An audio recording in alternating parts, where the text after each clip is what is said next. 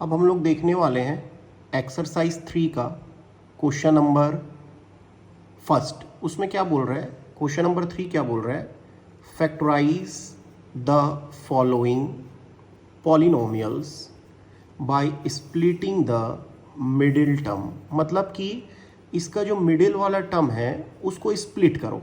Split करने का मतलब है तोड़ो और उसको क्या करो, फैक्टराइज करो। फैक्टराइज का मतलब होता है फैक्टर्स में बांट देना, ठीक है। तो अब इसको हम लोग कैसे फैक्टराइज करते हैं देखेंगे। इस पॉलिनोमियल को, ये क्वाड्रेटिक पॉलिनोमियल है। दरअसल इसका स्टैंडर्ड फॉर्म क्या होता है ये हम समझते हैं, ठीक है।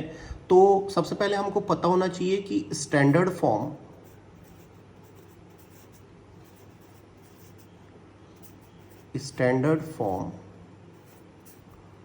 ऑफ क्वाड्रेटिक पॉलिनोमियल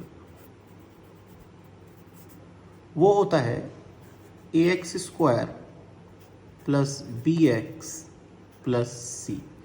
ये जो होता है क्वाड्रेटिक पॉलिनोमियल का स्टैंडर्ड फॉर्म होता है। सवाल जो होता है हमेशा, जो पॉलिनोमियल होता है हमेशा वो इसी फॉर्म में होता है। तो हमको क्या करना है, हमको a की वैल्यू पता होनी चाहिए, हमको b की वैल्यू पता होनी चाहिए और हमको c की वैल्यू पता होनी चाहिए।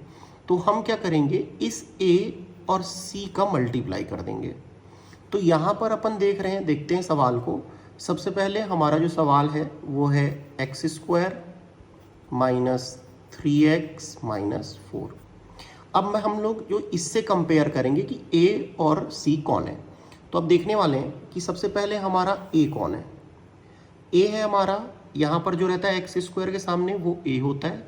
यहाँ x² के सामने कुछ नहीं है, मतलब क्या है, 1 है, इनटू, है ना। अब हमको देखना है कि c कौन है। तो c के जगह पर यहाँ पर दिख रहा है -4, है ना।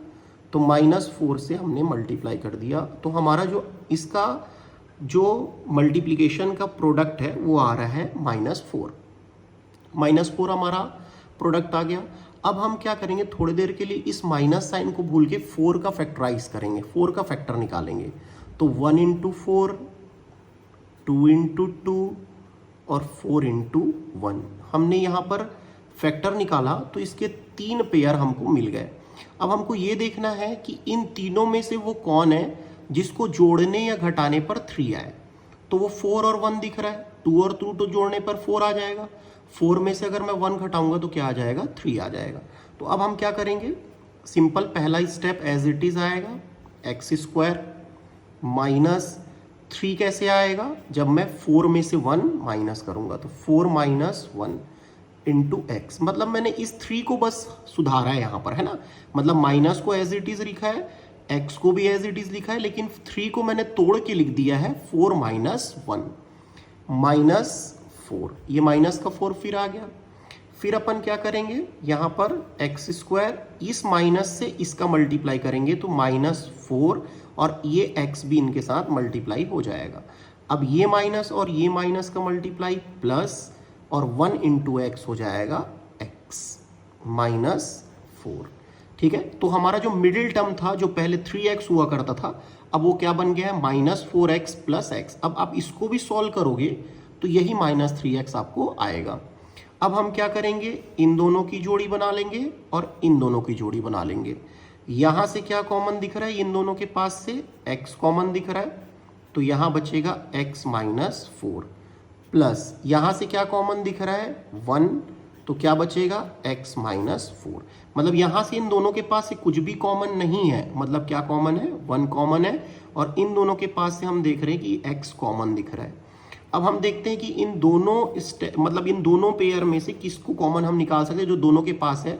तो दोनों के पास है x -4, तो एक ब्रैकेट में बचा x + 1 और यही हमारा क्या हो जाएगा, आंसर।